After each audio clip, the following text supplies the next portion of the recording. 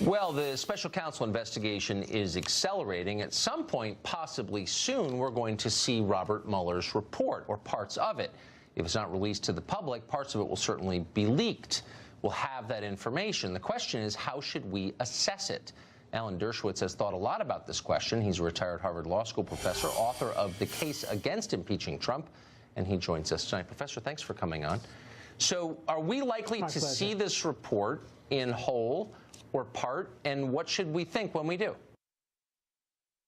Well, first, we will eventually see much of the report, probably the whole report eventually, but we should never see it until we also see the president's legal team rebuttal, because otherwise it's a completely one-sided presentation. Remember, it's like an indictment. Even though it won't be an indictment, it's one-sided. It's based on the testimony only of witnesses that the prosecution sought to call. And as everybody knows, an indictment can't be used as evidence of guilt. It doesn't undercut the presumption of innocence. It's just a charging document. And that's the way we ought to read the report issued by Mueller. It's simply an accusation, and we must see the other side of the story before we can come to any conclusion. Somehow people think it deserves more credibility because it's a special counsel report, but that's not true. Special counsel is just another prosecutor looking at one side of the case, and he will present a one-sided account, which will be very critical of his subjects. So the report, there's no requirement that the report has balance in it or shows both sides of any question. Quite the opposite. It's a prosecutorial report. It will not show balance. Anybody who expects balance, fairness, nuance is looking at the wrong kind of document. You can't have balance when you haven't heard the other side of the story, when you haven't called witnesses who might be exculpatory, when you've only tried to put together a prosecutorial case. And that's why it's essential that the president's team be permitted to issue their own report at the same time the Mueller report is issued.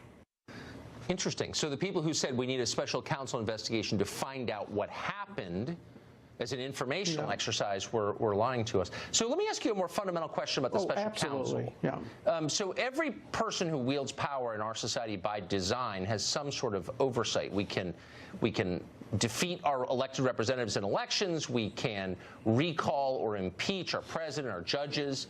The special counsel, we're told, can't be fired because that itself would be an impeachable offense. So is there oversight of any kind of the special counsel? Well, first of all, firing the special counsel would not be an impeachable offense because it wouldn't be a crime. The president would have the authority to do it. It would be politically very damaging to do it. Look, technically, there is oversight over the special counsel in the personage of the Attorney General. Of course, our Attorney General was recused. Now we have an acting Attorney General. But the regulations provide that the Attorney General is not supposed to micromanage the work of the special counsel. He's not like any other U.S. attorney who's under the direct supervision. The ultimate control the Attorney General has is whether to release the report, under what circumstances to release the report, whether to redact parts of the report, whether to reject parts of the report and send it back to the special counsel and say, look, you didn't do a good enough job, go back to the drawing board and do it again. It's unlikely any of those things will occur, except I think that the Attorney General would be wise to demand that before the special counsel report is released to the public or even to Congress, that the president's legal team be given an opportunity to review and rebut it and provide their own report. Then the American public and Congress can see both sides in tandem and make an intelligent decision as to where the right is and how to bring nuance and find the truth. The truth is best achieved through an adversarial process, through presenting all sides of an issue, not presenting one side of an issue.